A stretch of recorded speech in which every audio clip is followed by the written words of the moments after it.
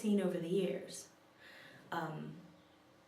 that anthropology students are really interested in some of these things, and are already active in different kinds of, you know, sustainable efforts, whether they're international or local, or even just, you know, within the university.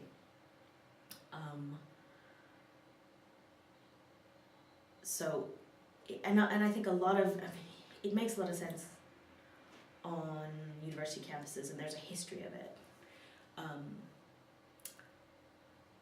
And yeah, so there's that history there, and it kind of naturally comes out of students. So, and I've definitely, I don't know, I guess I feel like I've watched that grow.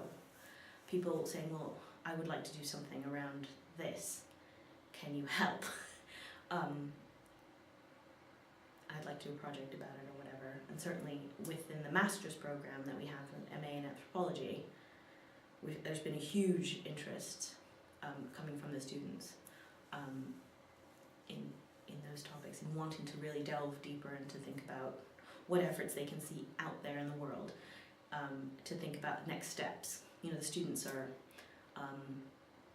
and I think that's it, the reality is they're not all going to become academics who can sit back and sit on the fence about stuff, and they want to think about what kind of action they might be able to take in the world that would be meaningful, and so they've had a natural interest in gravitating toward different efforts that people have made in different places. So even, you know, simple stuff like bike projects, trying to help people get bicycles,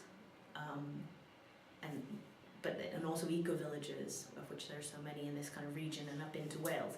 So to kind of look at those close up and see, is this a model for the future, and just think about it. And I think it's a personal project for them, because they're interested.